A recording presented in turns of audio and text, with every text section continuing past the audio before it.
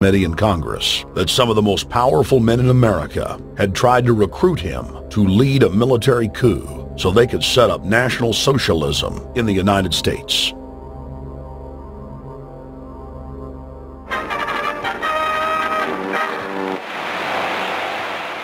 I appeared before the Congressional Committee, the highest representation of the American people, under subpoena to tell what I knew of activities which I believe might lead to an attempt to set up a fascist dictatorship.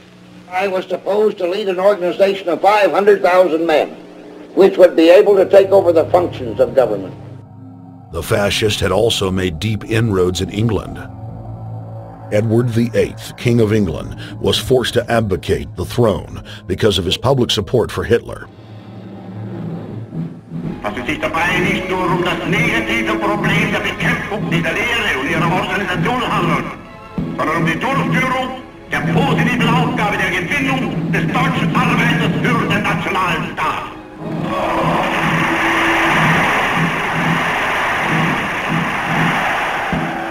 Though the German-led fascist camp was strong, the Fabian Socialist bloc was able to maintain control of the US, Russia, and England.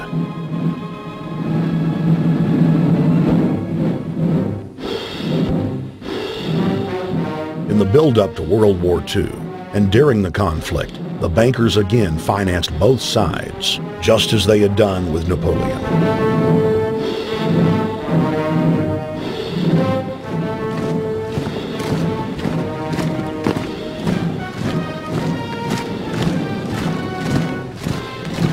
With the rise and fall of the Third Reich, Europe lay in ruins.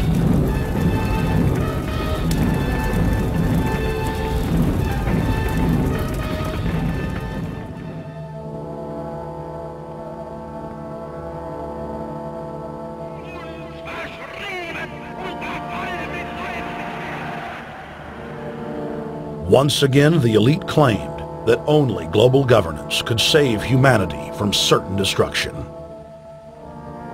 And this time, the elite would succeed in setting up their world body.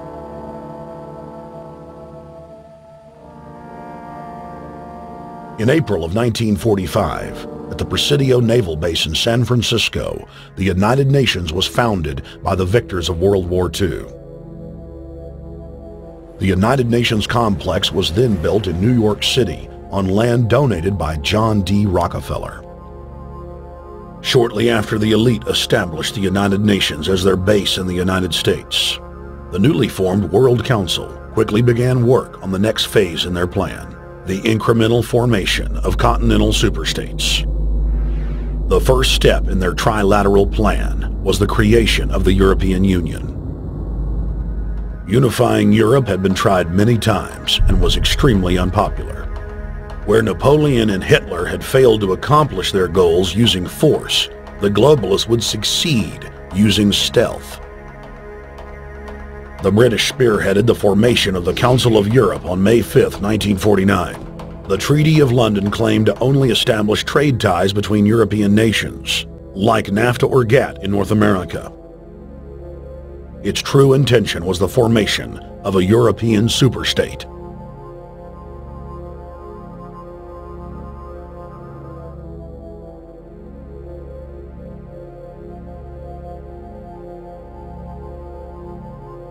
In 1954, the elite of the planet met in secret at the Bilderberg Hotel in Oosterbeek, Holland. The Bilderberg Group would later admit that their mission was the formation of the EU. Once the EU was established, under the guise of trade deals, a North American Union and Asian Union would be formed. The three interlocking superstates formed the core of the global government, while the United Nations would serve as a world regulatory and enforcement body over the Third World subregions.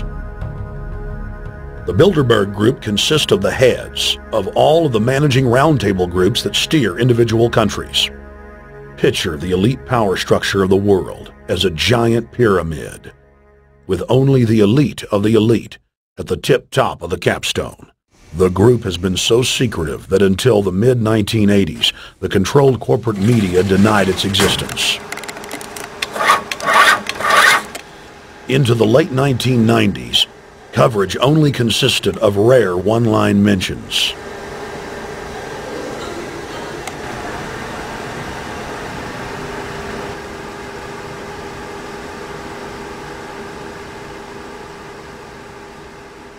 With the rise of the alternative media, their stranglehold on information has begun to slip. On the outskirts of the national capital today, black limousines with darkened windows converged on a hotel where private security guards imposed ironclad control. The limos carried royalty, political power brokers, and industrial titans to a secret meeting that will last all weekend. It's known as the Bilderberg Group. Could their objective be world domination? Every 4 years, Bilderberg meets in North America, and in June of 2006, we decided to travel to Ottawa, the capital of Canada. The site of Bilderberg.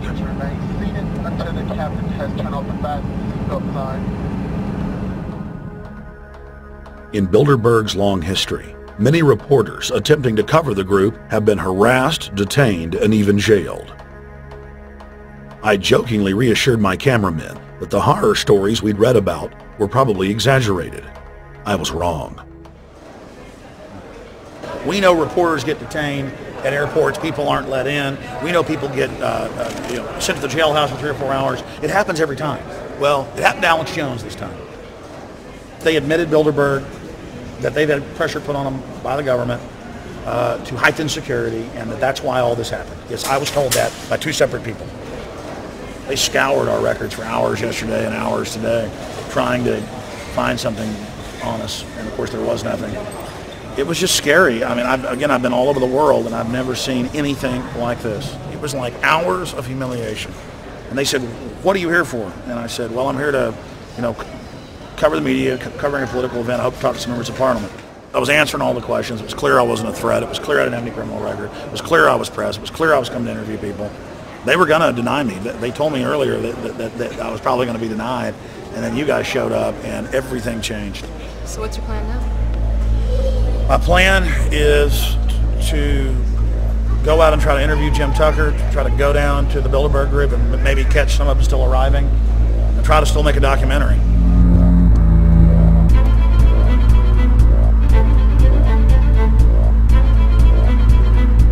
So instead of being here at 8 a.m. in the morning when the Bilderberg Group attendees, the 100 elite of the planet, start showing up, we're going to be getting here about 3:30 or so, and we'll see if we can catch any of the elites coming in.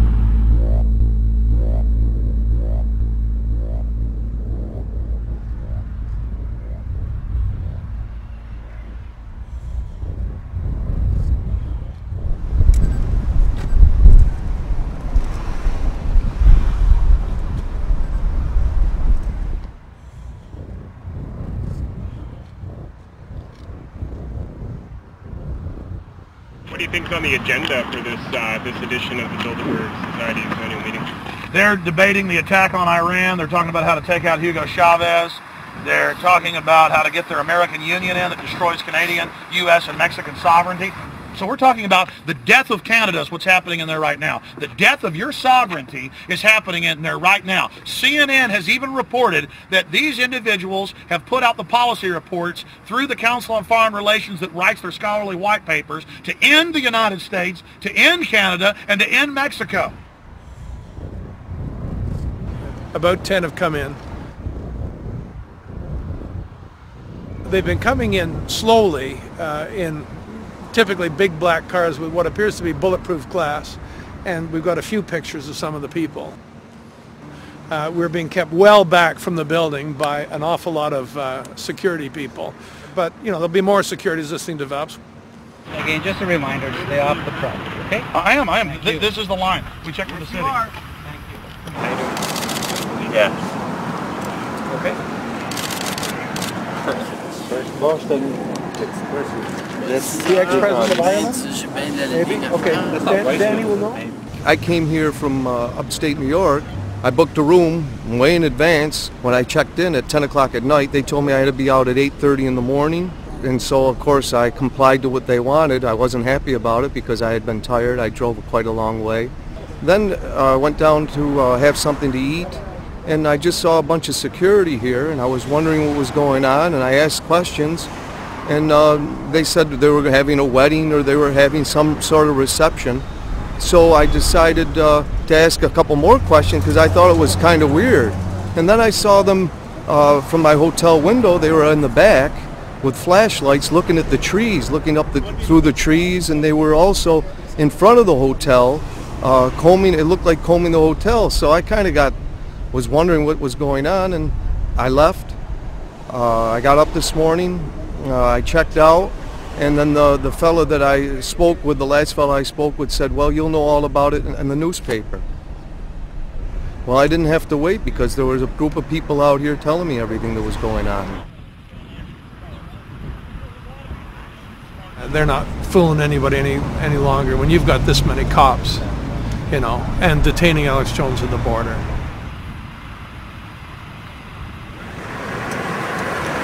Get them on both sides.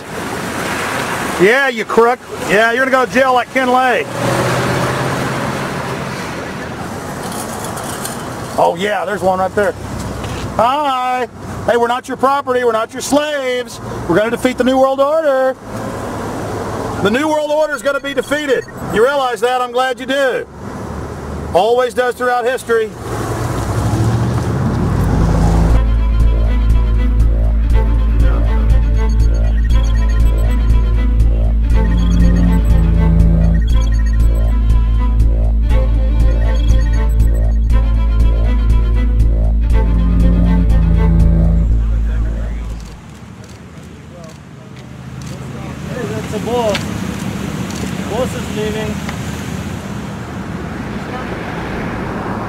Etienne Davignon is the honorary chairman of the Bilderberg Group, as well as the head of its steering committee. The committee he heads selects and invites each year's attendees. In the last decade, the list of attendees has been leaked to reporters by moles on the inside. Veteran newspaper reporter Jim Tucker has been covering the Bilderberg meetings for over 30 years and has physically attended more than 20. We traveled back to our hotel to see if Jim Tucker received the 2006 list. First heard about Bilderberg in 1975, and I said, I don't believe it. That's not possible. Who in hell's Bilderberg? I spent 20 happy years with metropolitan newspapers. All the wires are clicking at my ear. That could not happen without me knowing about it. And the thing that first impressed me most was columns in 1957 by the late, great Westbrook Pegler, widely syndicated columnist. He wrote 2 lengthy columns about how approximately 100 leaders of international finance, heads of state, high public officials were meeting behind armed guards and closed doors on Jekyll Island, sealed off. What are these powerful internationalists doing? And why is it so secret? Why do they have armed guards outside? Why is it sealed off? The newspapers totally ignore it. Not a word. Total blackout in the United States.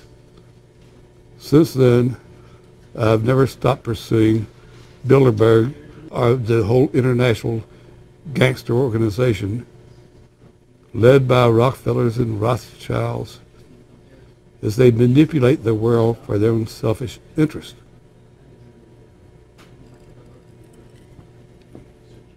Jim, you've been waiting on the list. You normally get it on the first day.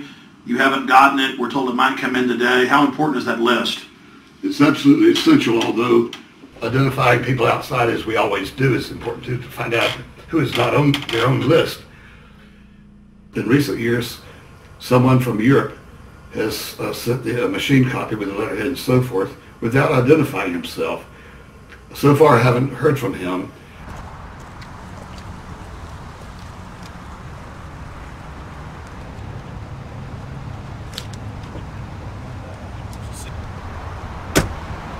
Well, Bilderberg assumed that name in 1954 at their first meeting as Bilderberg at the Bilderberg Hotel. It's a little bit like Shakespeare's As You Like It. They say to Shakespeare, what do you want to call this book? And he says, as you like it, meaning whatever you want to call it.